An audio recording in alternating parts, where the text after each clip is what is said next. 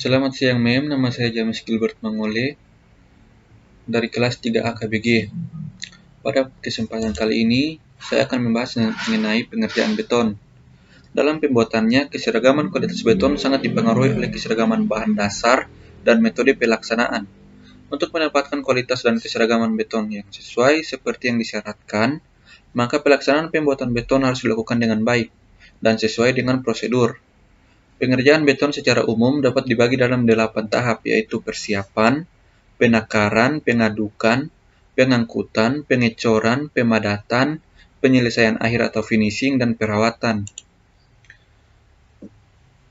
Nah, pada tahap persiapan ada beberapa hal yang harus diperhatikan, seperti semua peralatan harus bersih, ruang yang akan diisi dengan beton harus bebas dari kotoran yang mengganggu, acuan harus diletakkan secara tepat, permukaan bagian dalam acuan harus dilapisi dengan bahan khusus, pasangan dinding bata yang berhubungan langsung dengan beton harus dibasahi air sampai jenuh, tulangan harus dalam keadaan bersih dan bebas dari segala lapisan penutup yang dapat merusak beton, atau mengurangi lekatan antara tulangan dengan beton. Air yang terdapat pada ruang yang akan diisi beton harus dibuang, kecuali bila penuangan dilakukan dengan tremi atau telah seizin pengawas ahli. Dan yang terakhir, semua kotoran yang menempel pada permukaan beton yang telah mengeras harus dibuang sebelum beton yang baru dituang pada permukaan beton yang telah mengeras tersebut. Tahap kedua, penakaran. Penakaran merupakan proses mengukur bahan-bahan penyusun beton sebelum diaduk dalam mixer. Tata cara penakaran bahan-bahan penyusun beton harus mengikuti ketentuan SNI serta ASTM sebagai berikut. Yang pertama, beton yang mempunyai kuat tekan F aksen C lebih dari 20 MPa, proporsi penakarannya harus berdasarkan penakaran berat. Yang kedua, beton yang mempunyai kuat tekan F aksen C kurang dari sama dengan 20 MPa, proporsi penakarannya boleh berdasarkan penakaran volume. Tekniknya harus didasarkan atas penakaran berat yang dikonversikan ke dalam penakaran volume untuk setiap bahannya. Yang ketiga adalah pengadukan. Tujuan pengadukan agar semua bahan tercampur merata sehingga menjadi massa yang homogen. Beberapa jenis pengadukan itu pengadukan manual. Biasanya untuk volume beton lebih dari 10 meter kubik atau dalam satu periode yang pendek. Yang kedua, pengadukan dengan mesin. Campuran beton yang dihasilkan bersifat lebih homogen. Waktu pengadukan tergantung pada jenis pengaduk. Waktu pengadukan akan berpengaruh pada mutu beton. Jika terlalu cepat, campurannya kurang merata. Jika terlalu lama, akan menyebabkan naiknya suhu beton ke ausan agregat. Yang tahap yang keempat adalah pengangkutan beton. Setelah pengadukan selesai, campuran beton dibawa ke tempat pengecorannya atau bekisting.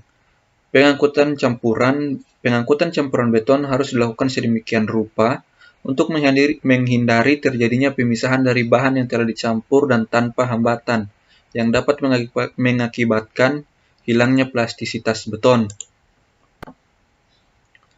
Tahap kelima adalah penuangan atau pengecoran. Hal yang harus diperhatikan, tuanglah beton sedekat mungkin dengan kedudukan akhirnya atau acuan. Beton yang telah mengeras sebagian atau yang telah terkontaminasi dengan bahan lain tidak boleh digunakan. Beton yang ditambah air lagi atau dicampur ulang setelah pengikatan awal tidak boleh digunakan, kecuali bila disetujui oleh pengawas lapangan. Setelah pengecoran dimulai, maka harus dilakukan secara terus-menerus hingga mengisi penuh penampang. Balok dan balok induk, drop panel, dan kepala kolom harus dicor secara monolit. Permukaan atas cetakan vertikal harus datar. Pengecoran pada bagian beton yang tebal pada permukaan horizontal, beton harus dituang berlapis-lapis dengan tebal yang tidak boleh melebihi 50 cm. Hal lain yang penting mengenai pengecoran beton adalah pada kolom dan dinding, tuangkan campuran dan lapisan-lapisan yang seragam, di mana tiap lapis tidak boleh lebih dari 50 cm. Tujuannya agar pemadatan dapat dilakukan dengan mudah dan harus dilakukan dengan cepat untuk mencegah terjadinya cold joint atau sambungan dinding. Pada kolom, hindari jarak jatuh yang tinggi. sebab campuran cenderung mengalami segregasi jika perlu dipakai alat bantu seperti pipa atau corong. Pada plat lantai, penuangan harus dimulai dari satu ujung dan berjalan mundur. Tidak boleh dituang dalam tumpukan yang berlapis yang terpisah kemudian diratakan. Tidak boleh juga dituang dalam tumpukan besar lalu digeser ke tempatnya, sebab akan mengakibatkan segregasi. Tidak boleh dilakukan selama hujan agar kedap air tetap, kecuali dilakukan di bawah atap atau terpal. Berikut adalah tahap pemadatan. Pemadatan dilakukan segera setelah beton dituang dan sebelum terjadinya pengikatan awal. Tujuan pemadatan adalah mengeluarkan udara yang terjebak dalam rongga udara yang ada di dalam beton.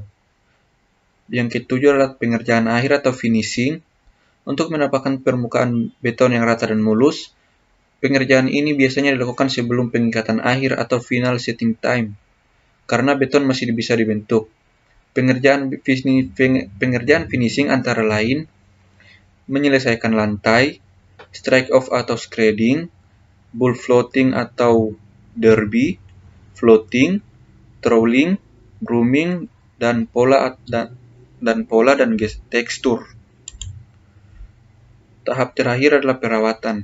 Perawatan dilakukan setelah beton mencapai final setting, artinya beton telah mengeras. Perawatan ini dilakukan agar proses hidrasi selanjutnya tidak mengalami gangguan. Ada tiga jenis metode perawatan beton.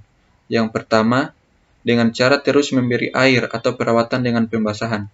Perawatan dengan pembasahan ini dapat dilakukan dengan beberapa cara. Yang kedua, cara mencegah hilangnya air dari permukaan beton. Dan yang terakhir adalah cara mempercepat dicapainya kekuatan dengan memberi panas dan kelengasan atau perawatan dengan penguapan. Berikut adalah klasifikasi beton. 1. Kuat tekan. Beton mutu rendah adalah FC aksen kurang dari 20 MPa. Beton mutu sedang FC aksen 20 MPa sampai dengan 40 MPa. Beton mutu tinggi FC aksen 40 MPa. Yang kedua berdasarkan cara pembuatan. Beton normal diperoleh dengan cara dicampurkan semen Portland, air, dan agregat. Beton khusus adalah beton yang ditambahkan dengan bahan khusus, misalnya pozolan, bahan kimia pembantu, serat, dan sebagainya. Yang ketiga, berdasarkan pengisi agregat. Beton ringan merupakan agregat yang digunakan umumnya, merupakan hasil yang dari pembakaran sel, lempung, sludge, residu slag, residu batu bara, dan banyak lagi hasil pembakaran vulkanik. Beton normal adalah beton yang menggunakan agregat pasir sebagai agregat halus dan batu pecah sebagai agregat kasar.